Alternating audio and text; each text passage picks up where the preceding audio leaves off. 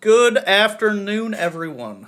Thank you for joining us today. This is the 11th episode of the Loot Drop podcast, and I'm turned to be here. All right. I'm joined today with Prezy J right below me, and Rathagen. He's over to my right. There he is. 2 thumbs up from that guy.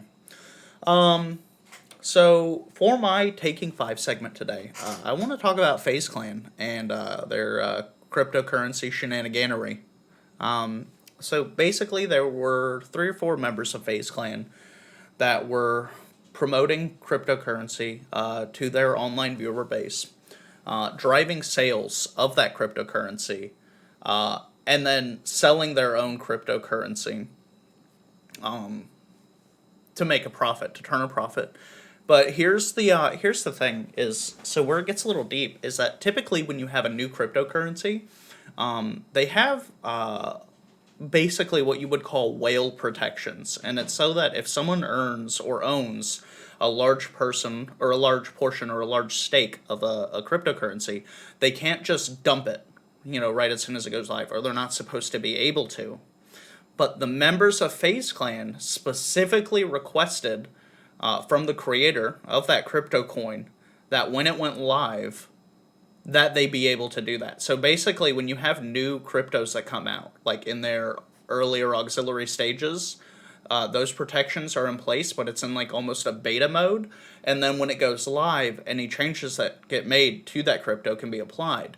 Literally, one of the last minute changes that they made was so that they could dump their crypto. So they literally released that crypto at like a cent, which for a cryptocurrency is huge, dumped it all, and like pocketed the profit. But then again, one of the members of FaZe, and I don't want to name names, and I'm not gonna drag anyone's name through the muck, but one of the members of FaZe specifically that's been doing this has been doing this with other cryptos in the past, has done it several times, and you can look at their track record to see that every time they've promoted a crypto and it's gone live, they've dumped everything as soon as their viewers bought.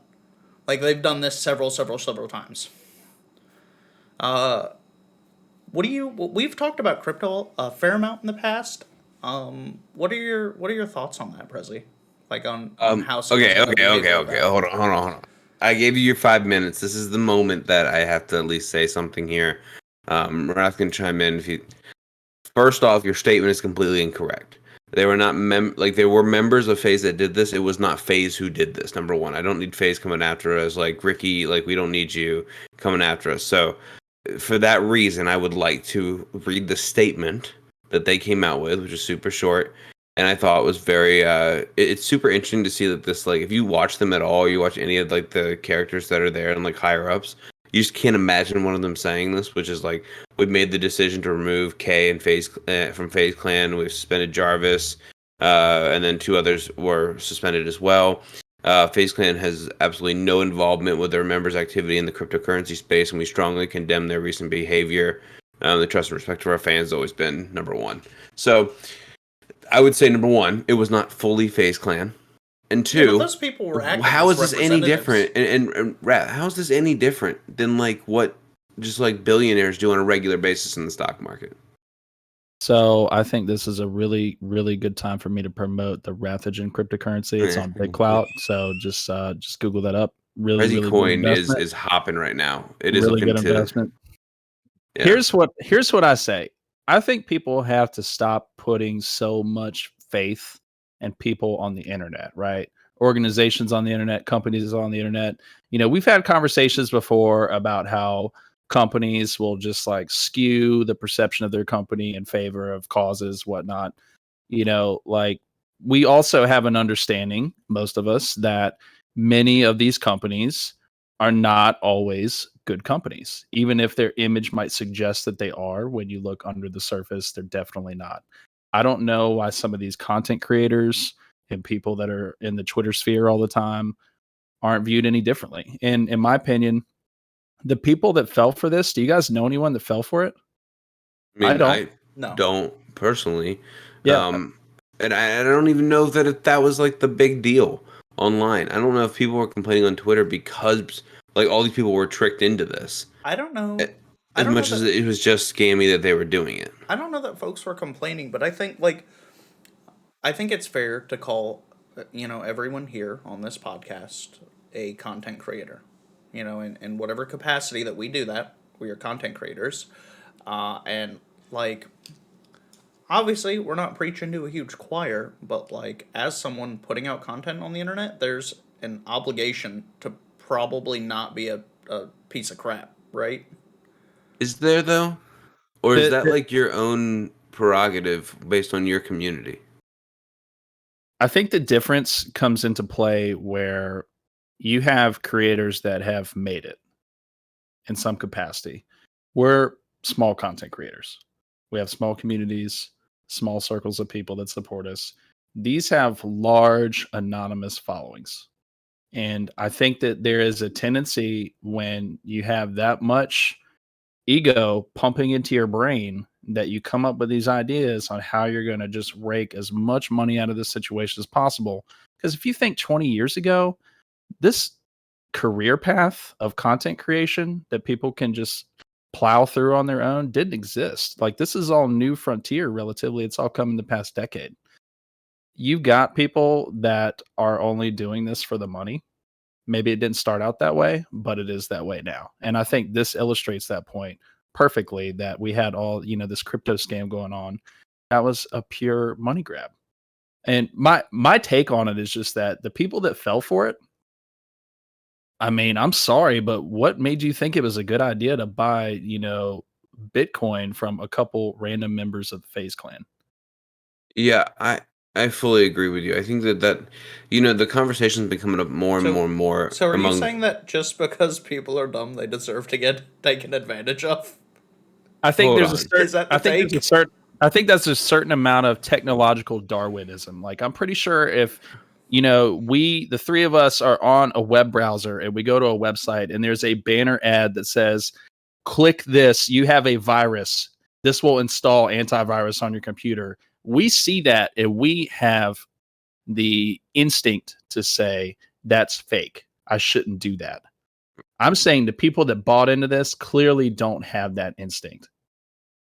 Okay. Interesting. So like recently, a lot in the Twitch communities that are all going on, and that's what it kind of phase is. Um, has been talking about like they're like, let's say you're a streamer in your community. Let's say you go raid somebody, and your community is extremely toxic to that next community that you raided. Do you have a responsibility as the person that's overseeing that community for what they're doing? Or, Yes. but see, the reality is Overtly you legally do. right. And but see, part of me Even goes, even how do you from control that? even you police your community and you don't let bad But when actors you, like that fester in. So if you have someone that's engaging in that behavior, case in point, we had someone in my stream that was going in and I forget it was oh someone yeah, you yeah. yeah okay, so they were going in and trolling streamers, and they were coming back and reporting like, "Ha, just got banned from another stream." So that person coming into my chat got 3 warnings, and I said, "Look, if you come back in here again, and you say that you're doing that again, I have to take action against you because you are violating TOS, and I'm not going to catch a Twitch ban over it.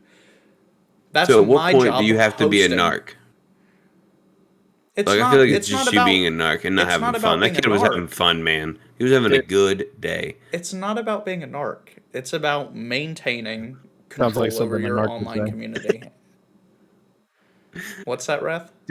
I said it sounds like something a narc would say. Did you have to ban that poor kid? Because I know exactly who you're talking about. No, no, I didn't. Because I just talked to him Okay. and I explained. I said, look, like what you're doing is in violation of Twitch TOS, and what will end up happening is that I could catch a Twitch ban for you doing this. I'd like for that not to happen, so please stop what you're doing before I have to time out or ban you. And they were like, oh, okay, that makes sense, and they stopped, right?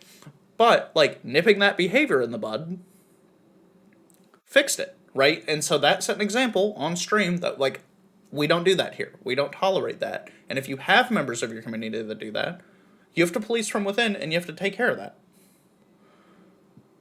I'm sorry. I know we can't really talk about it on stream, but I'm just laughing on the inside right now. I know you know exactly who it is. I do. Yeah. So I'm the first streamer he ever watched. So I just basically I played Warzone with him.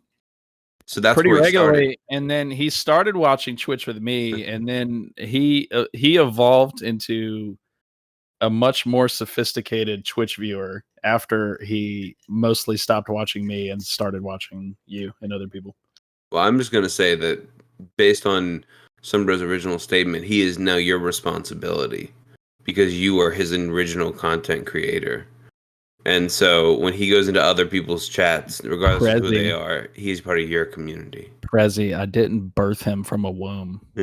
That's what it sounded like. There's a difference between someone like that originating in his stream and choosing to watch other people versus me raiding another streamer. Yeah, and having a full community literally be toxic to another community. Yeah, Yes. I fully get that. So those it's are just two super different interesting. things. But even separate from that, like if I was streaming, say I'm playing Trials of Osiris, and someone went into someone else's stream, came back and was like, I told them to F off, or or something like that. That person's catching an instant timeout. Don't do that.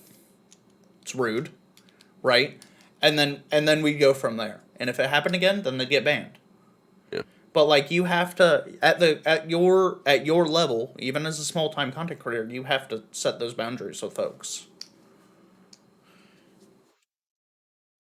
It's real interesting on Twitch because there's so many different like I don't want to say posses, that's not what I mean, but there's so many like classes of viewers that you get, right? Like you'll get streams where spoilers and backseating is totally fine. You'll get streams where it's not. You'll get streams where profanity and trash talking is basically the norm and is socially accepted, and then some where that's like totally off the table, just not even not even there. And I just find it really, really interesting, all the different like social segments that you find on Twitch. It's just really I don't know about you guys, but I think sometimes that's what makes or breaks a stream for me. It could be a really good streamer, but sometimes I just don't really enjoy like the culture of their chat and what they got going on, and it just ruins it for me. Absolutely. No, and I mean, there's something to be said about that, about like the different like echo chambers or like ecosystems that like larger content creators can develop, and you really get a feel of that community like through like you have a pretty good idea of what that content creator is like based on how the community is, if that makes sense. And weirdly enough, I think sometimes you even have those micro communities in a larger community, which could be a game. So if you go to the directory and you click on a game, I can almost guarantee you can start categorizing streamers and their communities based on how they act or how even their community is acting in the same regard. So yeah, I think that's super interesting. I think it's a great topic. I think it'll keep coming up as Twitch starts to evolve. You made the comment that this is all just relatively new, still in the grand scheme of like just life. And if you think back to it, like back to your original comment about the crypto stuff or about communities right now and guidelines, like we have laws that are built around, how to write a paper, an essay, and how not to copyright that. And we have laws on laws on laws built into that. And while there are laws built into this whole, the community guidelines, TOS, things like that, I think those will still continue to evolve and they'll find things and they'll fine tune them as just as it goes on, like it should. Speaking of evolution of things, I wanted to talk about Phasmophobia today. Oh, look at that segue though. Yeah. That was crispy. So, what I wanted to talk about, I tend to stream Phasmophobia a lot, play it with some friends. Sunbro had one of our first co-op experiences together in Phasmophobia, which was, I mean, horrifying the first time we played that game. I remember we had a little girl ghost just start charging at us in the farmhouse, and I'm pretty sure Sunbro and I may have went into cardiac arrest right then at the same time. But now playing the game, it's a huge meme. I mean, we did it on our Let's Play. Game's not scary to me at all. I don't know about y'all, but I Hiding just don't. behind a toilet. Yeah. I Make it mean, out of literally, I'm just shielding myself with a toilet seat at this point. It's just a giant meme. But the reason I wanted to talk about it today is, as kind of boring as that game has gotten and not scary at all, I've got some things that I've got to read off of their Trello. For those of you that don't know what a Trello is, it's basically a public development tree / work path, workflow, whatever you want to call it, where they show exactly what the bugs are, what they've got on their backlog, what they've got currently in progress, what's currently in testing, beta testing, and what has already been released. So I'm going to read a couple highlights from their in progress. So they've got a progression overhaul, which includes objectives rework, equipment rework, leveling rework, money and rewards rework, difficulty rework. And that's what's currently in progress right now. On their backlog, they've got some general changes, which, they've got some new accessibility options they're working on, people for colorblind, quick chat for ghost communication, random weather chances on each map, increased uses for temperature, such as opening windows, heaters, moving the ghost with it, long-term tracking player statistics, deaths, hunts, contracts, money in and out, and cursor customization.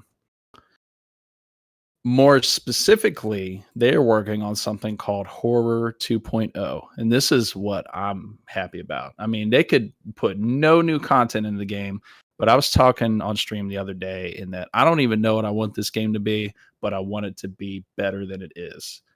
And I'm just sitting there thinking to myself, what if somebody took elements from Resident Evil 7 and Visage and Outlast and all these like really, really good, absolutely terrifying horror games, and then they incorporated that into an RNG element? That's what I want to see out of this. And it sounds like that's the direction that they're going to be going in. So we've got new ghost events overhaul. We've got hallucinations, new death rooms, new death animations, and a sound overhaul, So which all of those things I think are great. So in my head, like I was reading this like right before you started reading it out, and in my head I'm picturing one of two scenarios, right? Say you're in the Woodbridge house or whatever, the one where you walk in and you're immediately like in the kitchen area. It has the garage off to the left. It has the basement downstairs in that direction, like little laundry room. You can go upstairs or you can go into the living room to your right, and then that far bedroom and like the closet area, right? Picture you're in the kitchen. And Okay. for a ghost event, the ghost just destroys the kitchen. Flips a table, like throwing, not like an object, like not like little objects like plates, like you see a chair fly across the room, right? Yeah. Now picture that happens, you freak out, you turn away and turn back, and everything's fine. You just imagined that happening. Dude, that's what I'm saying. I mean, Like that could you see, like, you literally see the entire table upend, chairs fly everywhere. You go to run away, you turn back, the kitchen's pristine. Nothing happened. what? So I got to go back in time on this real quick. So help me think through this. Was it Paranormal Activity 2 that was in like the rich people's house where they I had the think it security was. system, or I was think it that was 3 where they Yeah. did where it even had like Yeah.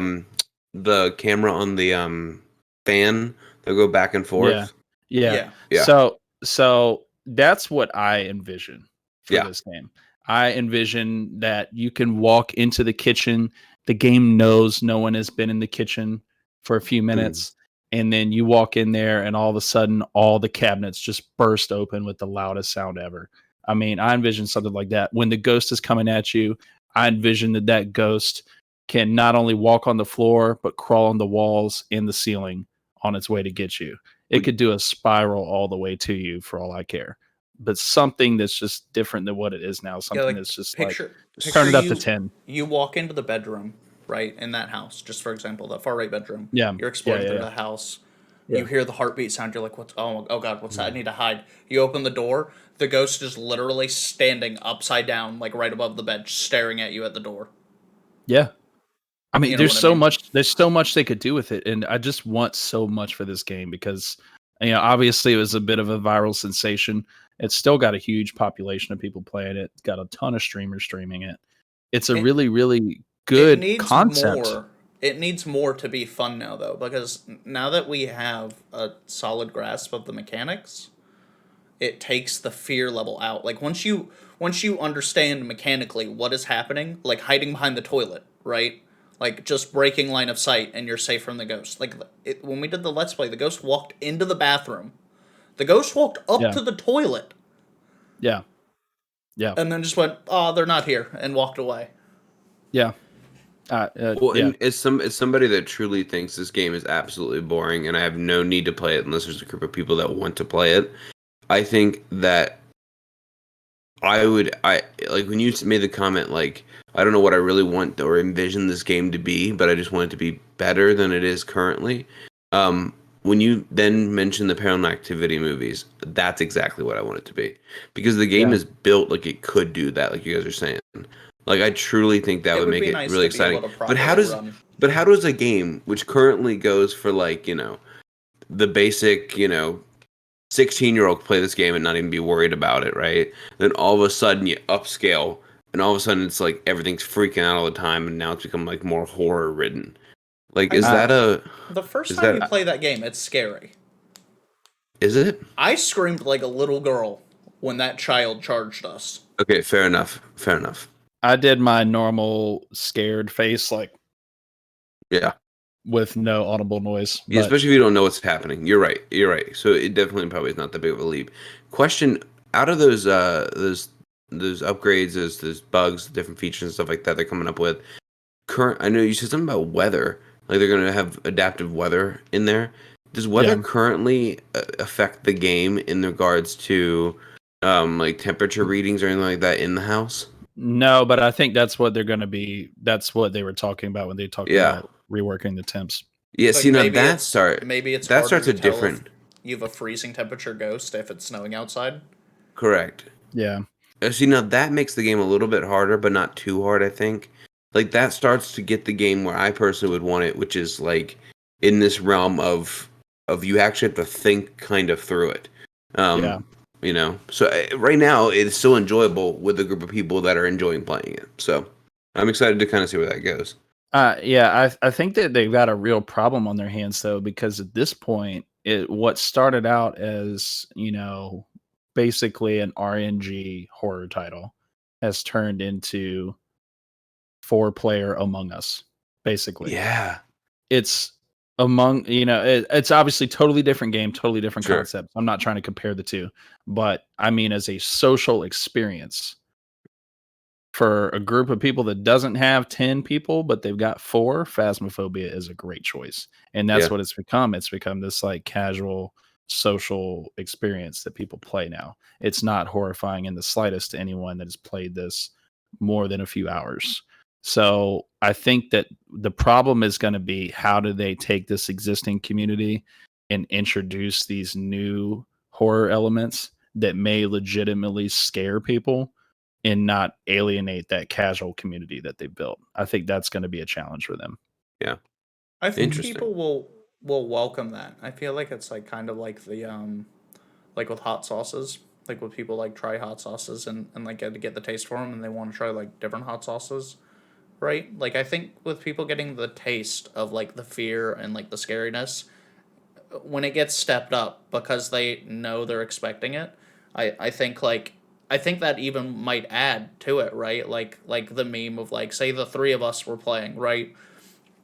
And like that situation, like all the cabinets open up, the freaking table flies all over the place, chair smashes against the wall. I'm screaming. You and Prezy come like running out of your respective corners, and you're like, "Why are you yelling, you idiot?" And I'm like, "No, the kitchen just." And I turn around and it's fine, right?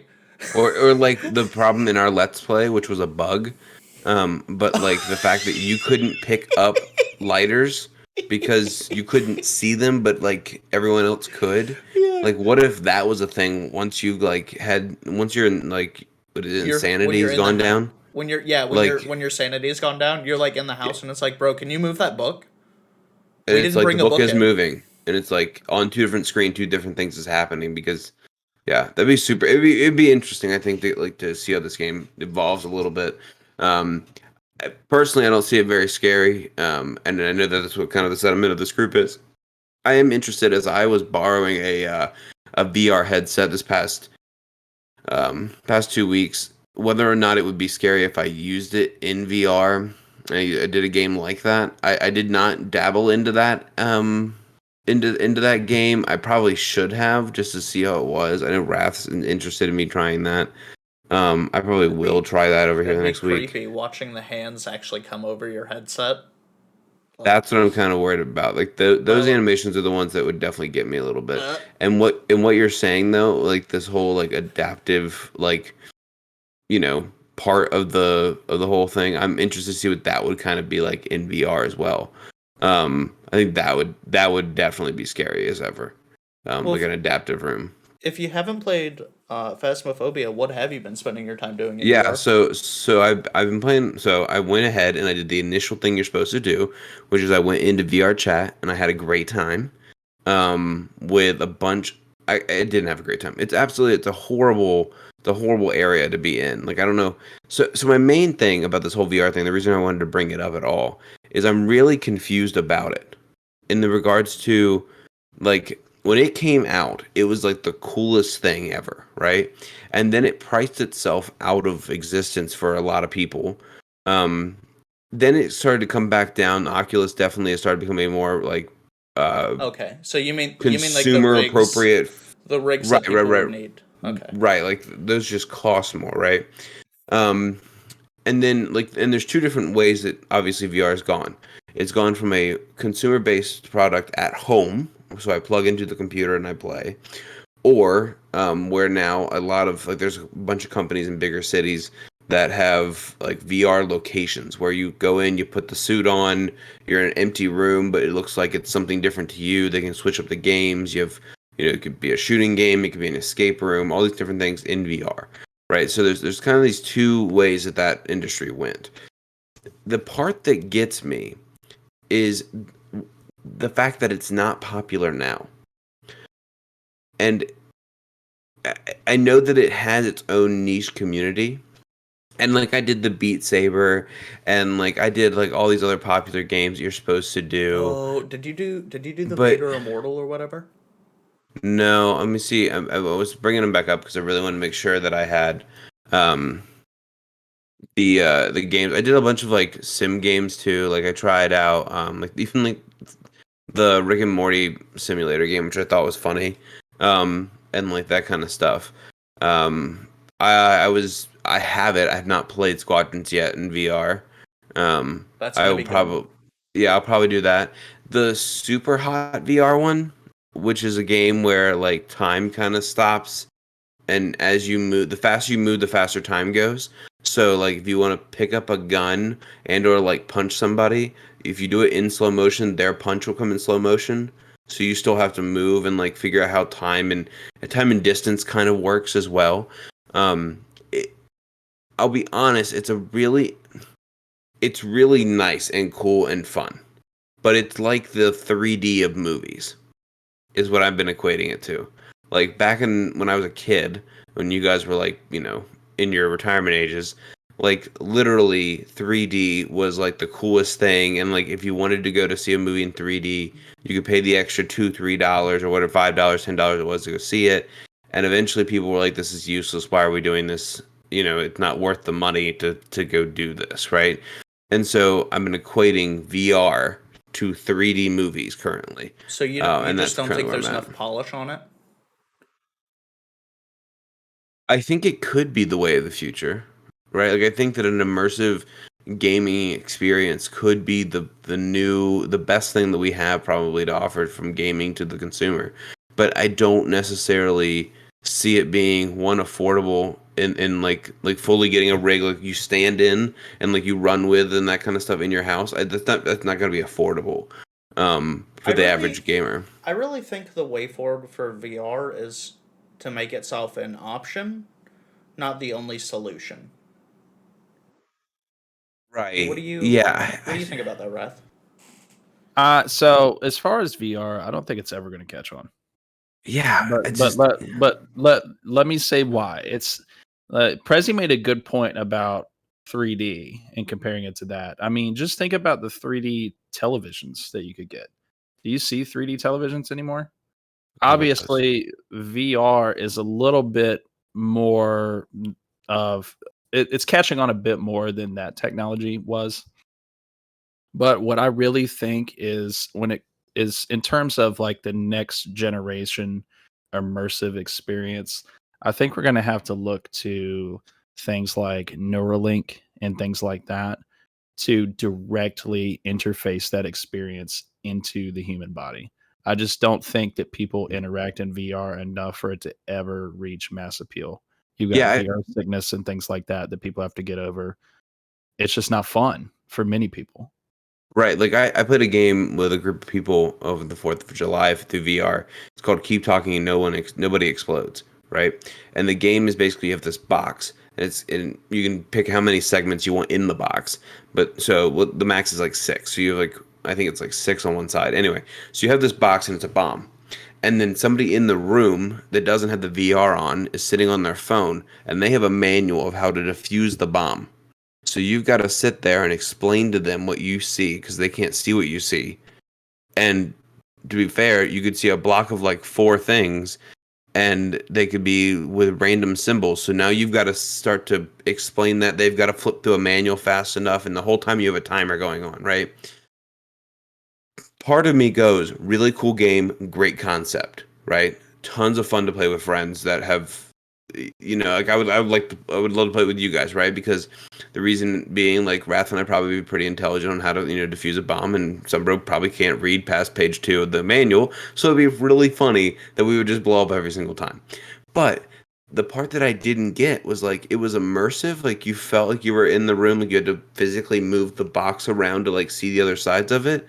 But like Wrath just said, like this whole Neuralink thing is what my brain went to was, what if there was a sensor in the Joy-Cons that knew what my heart rate was going at, so that it could like start to recognize if I was like being stressed out by something, so that it either could like turn up the stress level all of a sudden and like lights could start going off in a different part of that room, and all of a sudden like now you're freaking out about this other thing, like even back to the Phasmo comment, like what if it knew how I was feeling walking into that room, if I was calm or I was already frazzled walking into that room. Like that would be probably that next step of immersive gaming. I don't know if looking through a headset is it, and I think that that's kind of where I was at. So it's just one of those things, like I'm glad they were into it, and like it's technology. Technology will do that. You'll have the flop. So yeah, and they're not on a shortage, by the way. You can go buy one. I literally went to go look for one, and I found them all over the place. So if you don't want to go buy a PC and you still want to have a great gaming experience, go buy yourself a VR headset. Here's how I imagine that game playing with Sunbro would look like. Okay. Yeah, well, I want to So, Prezi, you're disarming the bomb, and I'm okay. Sunbro, I got this. okay? Hold on, I got this. Are you ready for this? Yeah, good. Okay, hold on. I got a box with like with a star in it. And he's gonna. So, Prezi, I think what you need to do is you need to focus on the superfluidity of the dodecahedron and make sure that you rotate it at exactly 187 degrees. Oh, hold on. Let me get my protractor out, Sunbro. Thank you for telling me that so much. It's really going to help here, buddy. Thank you. No, Oh, I mean, so I know you want to use I've the seen protractor, but you could just calculate it with a Texas Instruments. I mean, I really wish it was like Soviet Union instruments, so it would fit with my communist ideals, because I really don't like saying Texas. But like you could use like a calculator for that instead of a protractor. I mean, it's way faster, especially for people like me that don't have a PhD in geometry and syllables. He'll then tell you All the love, son, bro. He'll tell you then, have you honestly turned that on and back off again? How many batteries does it have? Prezi, have you tried disarming the bomb? That's exactly what he would say. Several times. He would say, have you tried pushing the red button a million times. Could you imagine him working for like a bomb squad? Like the robot's in there, right? You got the guy beside him, like disarming the actual real bomb, right? And he's just like, just push the red button and see what happens. I've got a confession to make, by the way. Yeah. And a public apology.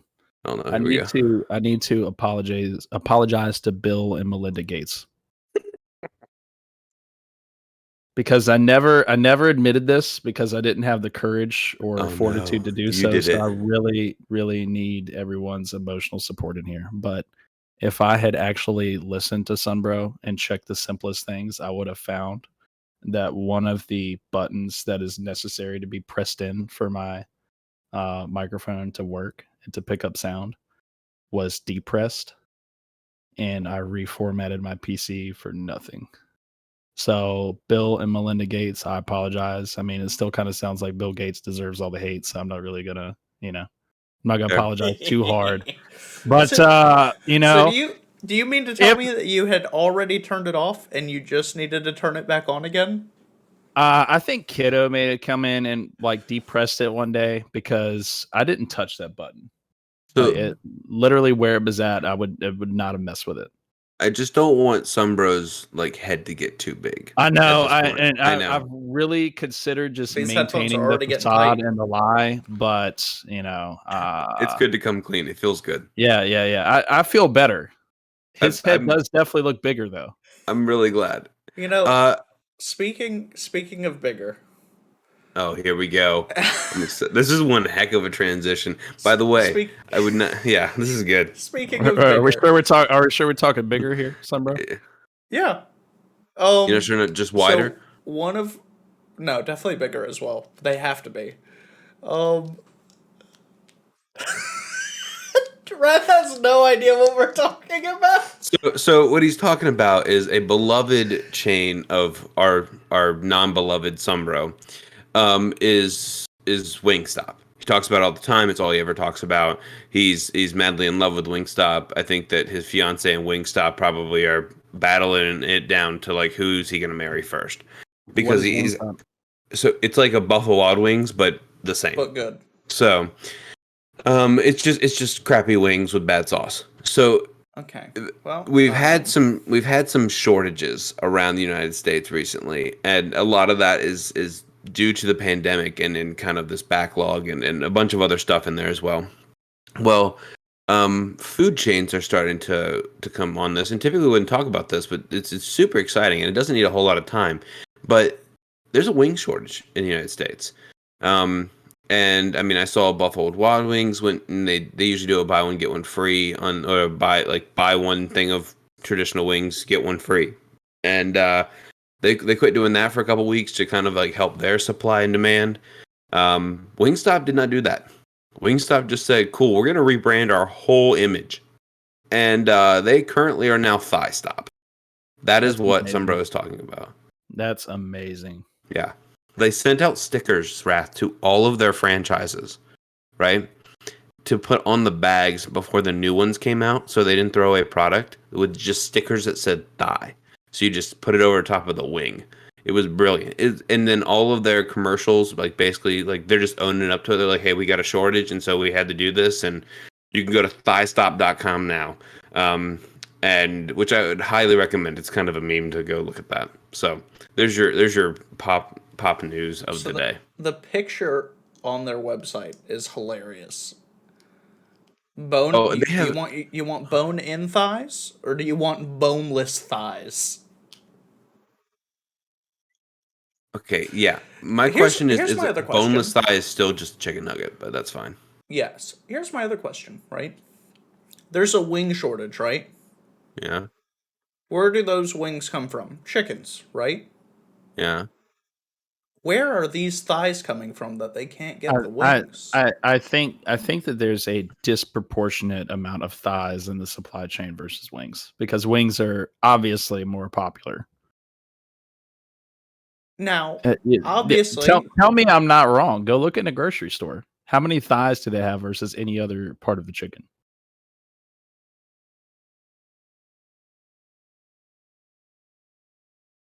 That's a regular meat. Okay. We're having the conversation right now, and we're having to teach Sunbro. Here's the thing, though. Basically, The how many chicken times have you went probably to has us? 2 thighs, They right? don't sell 2 thighs for every 2 wings, Sunbro, is what I'm trying to tell They you. I'm trying to package them. tell you they segment this chicken out in a horrifying experience for that animal. I'm sorry to all the Tyson chickens that may be listening on the podcast. Our thoughts and prayers are with you. So are you saying they take But like both wings, 1 thigh, and they grind the rest up into McDonald's nuggets? I don't know what they do with it. What I'm trying to tell you is that, okay, so let's say that they have a Tyson chicken that is segmented up into wings, both flats and drums, thighs, breasts, right? We good with that? And then, there's like livers and all the other stuff in there, whatever. So what I'm trying to tell you is that after that product is packaged, there is probably not an incredibly proportional amount of sales for each body part. The wings and the breasts probably sell better than the thighs and the livers. So it makes sense that the thighs would be readily available because even though it's still coming from the same chicken, Sunbro, which I think is the point you were trying to make, just because the wings of that chicken sold doesn't mean the thighs sold at the same time. This is our moment to say shout out to thighstop, and we hope you the best in your rebranding and you navigating through this difficult time. I hope you compensate your employees appropriately, as well as Sunbro will continue to support you. I think regardless. I think now he's interested. He wants to try some thighs, which is going to be interesting. Wingstop, hit us up. Yeah, We're that's looking for what sponsors. That's what we need. Yeah. We also probably should shout out the chickens. I want equality of parts being used appropriately. Save the chickens with the $ thigh. Yeah. Oh yeah. We're gonna be like the opposite of Chick-fil-A. We'll be eat more chicken or eat more beef. Save the chickens. Just a little baby chick as our mascot. That'd be a brilliant move, by the way. I think we just found our multi-billion-dollar business right there. We combat Chick-fil-A, but we do only hamburgers and steak to go. That doesn't sound good. But our we're open only on Sundays. We're only open on Sundays. You know how like every time you see a Lowe's, there's a Walmart right next to it. 100%, yeah. We could just build franchises right next to Chick-fil-A's that are only open on Sunday. Could you imagine? Brilliant. Oh my gosh. What if we opened up we just started taking out franchises like Popeyes or some other chicken place, right? Only put them beside Chick-fil-A's and only had them open on Sundays. I think that we would have to make a new franchise. A full new franchise. A full new franchise, yeah. We could call it Total Chicken Bro or something like that. Oh my gosh. That'd be great. You practically got it right there. Total Chicken Bro. That almost no legality there either. We wouldn't be infringing on their business at all. Yeah. So we could be just like Total Sunbro. We could be like Total Chicken Bro, but then only serve beef. Kind of like Total Sunbro has a Dark Souls name and then only streams Destiny 2 and Final Fantasy. That's an accurate statement. Look, okay, I can't that help. Face. Okay. That face. I can't help how much I'm enjoying Final Fantasy right now. Okay. And speaking of, and honestly, competition, this brings us to a new segment. And there's not going to be any graphics or sound there. I kind of want there to be there, but they're not going to be. Dun, dun, dun. Thank you. Battle of the Games. Yes, and this week, Sunbro, what do we have up for the Battle of the Games? World of Warcraft. Uh-huh. Versus Final Fantasy 14 Online. Boo. Yeah, okay, cool. I thought it was going to be RuneScape. I thought it was going to be RuneScape as well. No. RuneScape has a seat at the table, and it's worth talking about. They're sitting at the head of the table. I don't know what you're talking about. No, we're not talking about RuneScape, I promise you. So Wrath, between those two games, so I know you haven't played Final Fantasy 14, but you've seen it at this point. Okay? Between that and World of Warcraft, which game do you think is better? And why? So Final Fantasy had another MMO, did it not, prior to this? Like Final Fantasy 11 or something like that? No. Final Fantasy 1 through 14. So it had Final Fantasy 14, which didn't do well. So they Correct. nuked the game world and literally remade it. No, they had Final Fantasy 11. I'm looking at the Wikipedia page now. XI. It's a massively multiplayer online role playing game. So I've played nothing of Final Fantasy 14 Heaven Sword, but I have played Final Fantasy 11, and I thought that game was really, really good. It came out in 2002, actually. I really enjoyed playing that back in the day. I didn't really enjoy WoW. I didn't enjoy it. So I think WoW. So just some history here. I played WoW in the beta, back in closed and open beta. When did it come So out? 2004. Whoa. Yeah. Yeah. So I played WoW from the very beginning, and I played a rogue all the way up to 40. I remember being in Stranglethorn Vale, and I'm sitting here thinking to myself as I perform like my 100th fetch quest, why am I even playing this game? Because as you progress through the game, the formula stays the same, nothing ever really changes. It's a good casual social game, but I think it's a little bit too formulaic in my opinion. So, even though I don't have that much experience with Final Fantasy, I think just because of the unknown factor for me, I would rather play Final Fantasy. Plus, they have chocobos. So, who doesn't like chocobos? Prezy, you muted Prezy, yourself. yeah, you're muted. You know, I feel like a boomer, and I feel like Sombro, and I feel like I'm on a Zoom call right now with that. Chocobos, I'm getting tired of hearing that word. I'll be honest with you, and mainly because, and I'm gonna put this out here real quickly. There's only one reason why I would say that I like WoW better than I do Final Fantasy. Well, two. One, the story. Story in Final Fantasy has been not great. Yes. True. Yes, Sombro. How much of that story have you read or watched? Oh, absolutely none of it. So, besides that factor, honestly, like very, very truthfully, the reason why I would say WoW is mainly because of PvP. Okay. I don't. The I don't. I, I don't think WoW had good PvP. Yes, I it don't did. think so. I don't think it had perfect PvP, but I think it's better than what Final Fantasy 14's is, and I've watched a lot of people do that now, kind of looking into that. Only reason is because of cooldowns. WoW was a lot faster on cooldowns, and for that reasoning, I think you had a more fluid PvP experience in that, and because they're like quickest, fastest, times like a 2.5 seconds, it's not fast enough. It's not, yeah, it doesn't allow you to like react, as well. I don't think.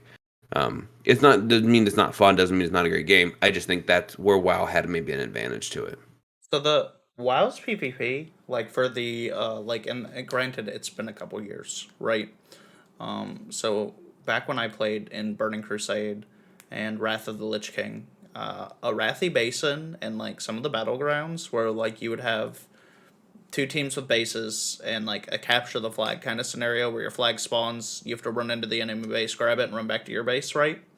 Um, you have some really good PvP moments in that game. Like trying to catch the flag runner coming out of your base. Like and like at the time, I think I was playing an orc shaman, having an absolute blast. And then I think I've also played PvP with a rogue, like a troll rogue. Um, there's a lot that goes into the PvP in that game, but I haven't messed with the PvP from Final Fantasy. But the PvP I can speak to the PvP in World of Warcraft. It was a lot of fun. Right. I think that Final Fantasy allows for like the dungeon aspect of Final Fantasy. I think forces you to go back to those dungeons more, which allows for that gameplay to be, I think, more exciting. So I do think there's a lot of differences there, and also the chocobo thing is kind of a Well, there are other kind of mounts other than just the chocobo. I understand, but like Like the I have, fact that I the mount have is like really good, three good mounts right aspect. now. So I have the base chocobo, I have the like a big metal chocobo, and I have a gazelle. How much time have you put into this game? I'm So approaching I 100 got hours. I gotta revisit WoW PvP because I'm gonna come in with my contrarian point of view. Yeah, go. So Battlegrounds in WoW is good. Let me tell you what sucked about WoW PvP. Open PvP servers. The rule set for those was horrible because there were no rules. There were no rules. I was walking around with my level 40s rogue in lock moded, just ganking these level 12 dwarfs like it was nothing. And there was nothing to stop me from doing that. Nothing. They could have called, some like level 50, 60 alliance, whatever, to come in and do something about it. But until that happened, literally I could spawn like these kids and just keep them there. And a much younger, immature version of Wrath thought that was a great time. So in some ways, I loved WoW's open world PvP, but only if I was the one that was 30 levels higher ganking the other players. So I changed my world server because of that.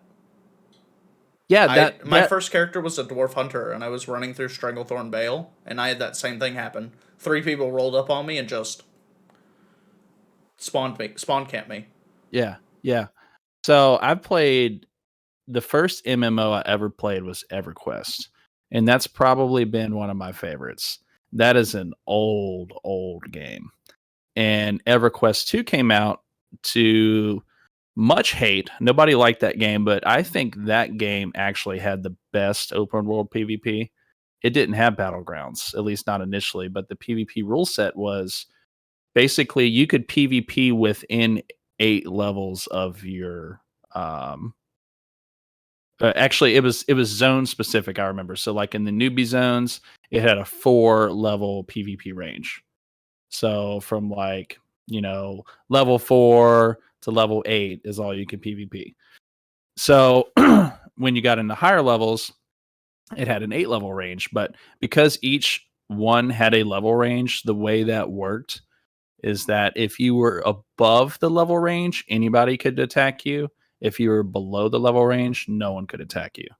But what you would do if you were like a dedicated PvP character is you would come in, like, let's say the level range is like 12 to 20. You would get that character at like level 19, 20, and then lock your experience so you don't gain any, completely trick your character out on PvP gear and all that. And then that's where you're just locking your character in, and then you would hunt in those zones nonstop. And that was still a little bit unbalanced in some ways because you're still obviously doing all that work. You're going to be better than everyone else. But I wish that there was something like that in the new MMOs coming out. I wish that they came up with something like that, because that open PvP, I think, is just a content that's waiting to be tapped, in my opinion. As contrarian as you think that would be, I really think I kind of agree with that. So I don't know. You made the comment earlier before we started this podcast about, we were talking about this topic, trying to figure it out, and you talked a little bit about like what makes an MMO, and I truly think to have this discussion, you have to have that level playing ground, I think, at the same time. So, I mean, partially, like, you need to be in a basement. You need, like, your mom giving you your food. You need a large amount of, like, nacho cheese Doritos and Mountain Dew Volt. Like, that's what you kind of need to make sure it's still an MMO experience. But also, like, it should be something you should almost... Like, there should be a big content base that literally the people who play this just sink time into it. Because that's, like, the fact they want to be actually role-playing that much. So you're not going to want to do that if your PvP is literally just open, like what you're talking about. So I haven't experienced Final Fantasy's PvP, but everything that I've heard, literally everyone that's talked about it says that it's balanced. Like, you don't go into PvP with your normal kit. They normalize everyone's levels. That is something that Final Fantasy does throughout its whole story, which I think is super, like, I know other games do the same thing, but like the way that it level locks you is super appropriate, I think, to what it's doing. Well, in other content, it's optional. So, like, say you're dungeon grinding, you can turn off the level sync, but the trade-off for that is that you then don't get experience, you only get loot. And so if like you're helping a buddy level up, obviously you don't want to turn that on because you want your buddy getting the experience, right? Right. But with specifically like when you load into PvP, you get an entirely new taskbar, like balanced for PvP. Like all of your gear stats are normalized, all of your levels are normalized. So you're not going to have like a level 80 character dumpstering like a level 30 character. They're both equal. Like what I don't think there are like level assignments in PvP, but they just bring everything to equal. Yeah. I mean, it's super interesting. I mean, even with Wrath not playing this game, I think that there's going to be like while this whole battle of the games thing, I think is going to be a good segment, and I think that it lets us talk through a game, kind of like figure out where we need to be. I personally, I think there's a clear winner, obviously, in this regard. Currently, it's also super interesting that franchise really screwed up a game and was able to bring it back like they did. Um, I so just props to yeah. So them. like I think it's neat that they not only did they take their whole game and shelve it, like a game that had been out for over a year, at that like a game that had been out. They not only took it off market and shelved it to rework it, but then they re-released it, and then they worked them shelving and destroying the previous game world into the story of the current game. So like when you play through currently Final Fantasy Online, the initial campaign is called A Realm Reborn, and you're literally playing through the aftermath of them destroying the previous world.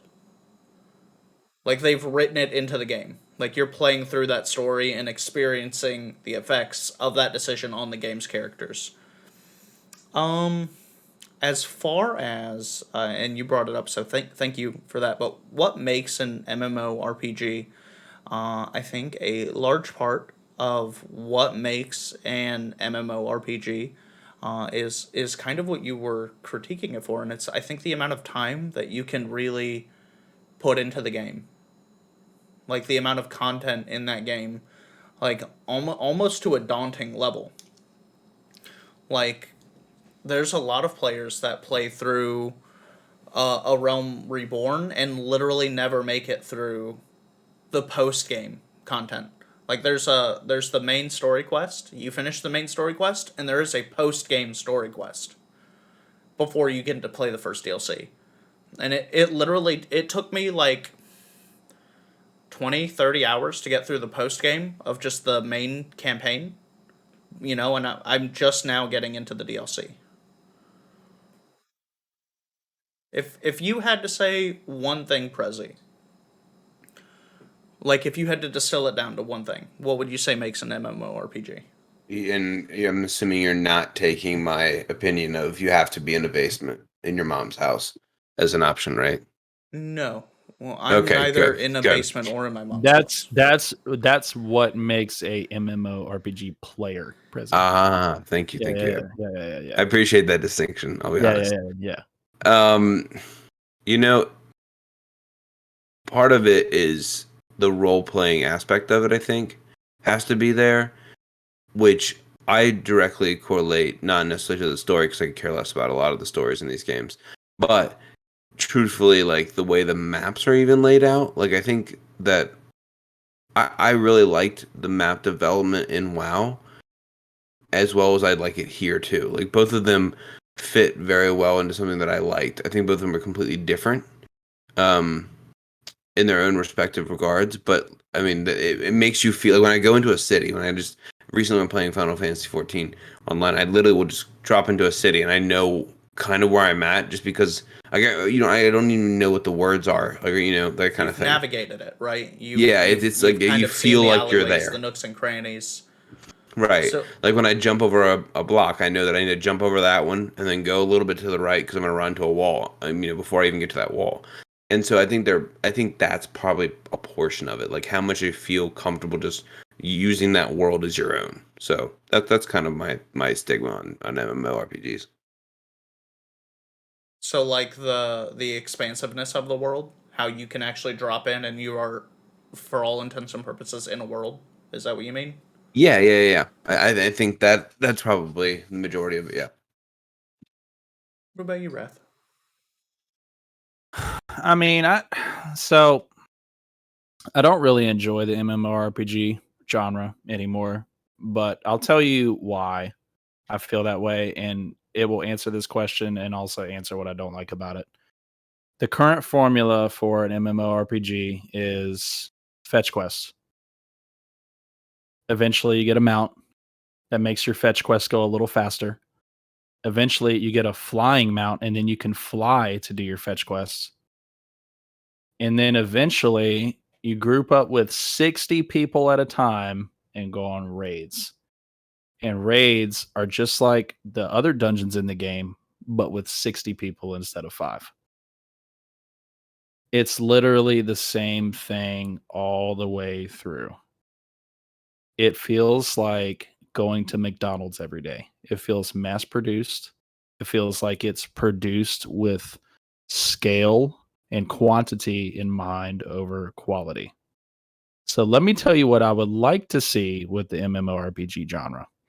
I would like to see the next generation MMORPG take modern concepts like quick time events and incorporate those into not boring, not target based, not, vanilla battles where everything is operating on ticks. You've got your hot bar and you just constantly rotate 1, 2, 3, 4, 1, 2, 3, 4, 1, 2, 3, 4 with everything you do. Imagine if you had games like God of War or Last of Us or something like that, and you could go in and you had a there's a predetermined list of races and classes. And then these characters, as they're fighting the boss, get opportunities to do Monster Hunter type moves, Dragon's Dogma, stuff like that. You're climbing up on the dragon and you're just stabbing the thing right in the skull to finish it off. Like, imagine if that sort of cooperation was in an MMORPG. You would come out of that feeling like a god. And right now, it just feels like a gigantic waste of time for me. Like when I play a game like that, I want to feel like I accomplished something, not like I did the same thing for 8 hours straight and didn't get anywhere. And you could probably make that argument for other genres too, and I don't quite feel the same about those genres, FPSs, etc. But I just think that the MMORPG genre is really due for an overhaul. Just like Phasmo, I don't really know what I want it to be. I just want it to be better than it is. And right now I just don't think it's there. I think it's a good criticism of the genre, to be honest with you. That's a super good criticism.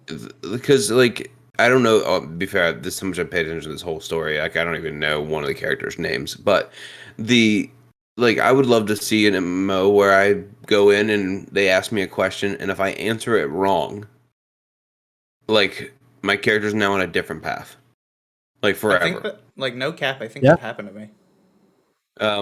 It could, right? Like I know there's some options in there that I could choose from, but it wasn't as much, right? Like I could go to somebody and I really wish I could almost completely alter your playthrough with choices. Right. Like there's an old game that I used to play on PS2 called True Crime. I made, I think, 2 or 3 of them. And basically you were a cop or a detective, and you could either choose to go, and a lot of these games have done this since then, but go good or bad in that regard. And then the only way you got to be good again is you had to do certain things. But it only when you were able to be good, you could do certain things as well, and when you're bad, you could do certain things in their own respective area. I think that'd be interesting in the MMO. So yeah, I think you're right. It's super point and clicky, boring. I mean, I think I played it for a good week, but I just sat there and just smashed my freaking button quickly to get through the whole thing. I think the stat game is a large portion of what makes a current MMORPG what it is. I think that's one of the reasons it's so satisfying to me. Literally just seeing those damage numbers tick up. Like with my Black Mage, I was playing the other day, I hit a 3,500 crit, right? Seeing that number, this is a new personal record. That's a new highest burst damage for me on that single cast, right? I think that's a lot of the satisfaction of me is seeing that improvement in the numbers. I think that's the serotonin boost for me. That's what's hitting for me. Right. You know what I'm really excited about? I'm really, really interested to see what Riot does with their MMO. What about And the I've new got it. Amazon one? Based on everything Amazon has touched in the entertainment industry, I'm gonna guess that it's gonna be bad. Because I'm pretty sure literally everything that they make in the entertainment industry, whether it's movies or shows, whatever, is lukewarm at best. Wait, I have seen some shows that I can watch, Jack but Ryan was most pretty of good. them are. That was gonna be the one that I was gonna say, but that was the only one that I have as an example. Also, And it's good, but it's not like the new movie, Tomorrow's War is pretty good. I watched that today. I'm gonna tag you in some Twitter posts that I think you'll appreciate about that movie. Saying parts of it weren't cheesy. I said it was good. So 5 minutes into that, okay, you have Chris Pratt, who is obviously confused at where his life was going and thought it was going in another direction than it was. And then, right as soon as he gets his hope crushed, he sits down to watch football with his kid.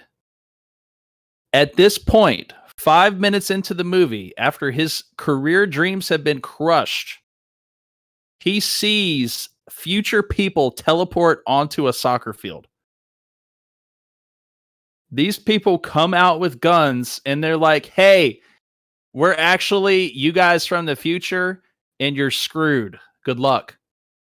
That's such an awkward intro to a movie. I turned it off after that. I didn't watch it after that. Oh, it's so good. It's really good. It's worth watching. It was My bad gosh. up until that point, so I assumed it was going to be bad the rest of the way. Anyway, I don't think Amazon's going to do a good job. But Riot, as much as I don't like Riot games, I don't like League of Legends, and I don't like Valorant, and I don't like CS:GO either. So like, it's not really. I used to play Counter-Strike Source back in the day. I'm not good at it anymore. I got boomer reflexes. I might as well be total sunbro as far as like game skills. So I'm just not. I'm not good at it, so I don't really enjoy it. But one thing Riot does really, really well is they take an existing concept or idea, they yoink it, right? And then they make that the cleanest game in existence. So they took Counter-Strike and Overwatch basically and made a baby between those two. And then they made something that was way better than Overwatch. Just as good as CS:GO. that's But controversial. they have a very clean interface. They've got clean branding, clean styling. Like, it just feels like a clean, polished game. Even though I hate playing it, I love the way the game looks. I love what they did with it. So I'm interested to see what they can bring to the MMO table. And are they going to do something really, really unique and innovative? And are they going to move the genre forward? Or are they going to take the existing formula and polish it up as much as possible? I'm kind of curious to see what they're going to do with that. I mean, they've really positioned themselves as like kind of like the premier gaming developer right now for games that are out. Like, they don't have any big scandals. They haven't released garbage, right? Like, they're All for one low price of your computer's kernel. That's also true. that's fine. The thing I mean, about that I've always looked at is I'm not gonna use cheats. I don't care if someone's looking. No, I mean, yeah. I mean, it's a fair statement, but I mean, I don't personally mind, especially when you've got people that are using cheats that are now literally mining crypto for the cheat developers. So I feel like kernel access with the intention of preventing me from cheating is a lot better than, some of the alternatives out there that I could use my computer for. so my statement, I think, is like you made the comment. I really don't want to like lose that in that conversation, which is they make a game look really beautiful. I think like you were using the word clean. I've actually equated it to saying I really think they just make a real video game, because I think we've gotten into the mode of like everything needs to look so realistic that like the hair on back to several podcasts ago, and you should go listen to it. But when Sombra talks about new generation what's coming out at E3, and they're talking about like cactuses and Forza, and then how you can go down to the needles on it. Like that's not what they're into. They're in there to like make a video game, make you feel like you're playing a video game, and make sure that they're doing it right. And so I'm also excited in this MMO world. But by the way, I sit here and just quickly like went through this trailer for the Amazon one, which is called The New World. By the way, it's delayed till August 2021. It should have come out last May. It looks like this is going to be horrible. So, we'll take that as it is, and I may play when it comes out just to see if it lives up to it. But currently, it looks like the original Assassin's Creed.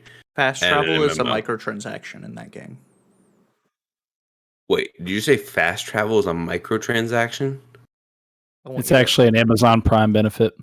You get a purple check mark as you go around the area. We have to save some of this gold for the After Dark. Oh my goodness. Well, we're going to leave it at that, guys. So if you can, throw us a like, subscribe, maybe put a comment down below. Tell us what you think about the crypto scandal, what you think about MMOs, and more importantly, thank you guys for following us. Thank you guys for taking the time to check us out.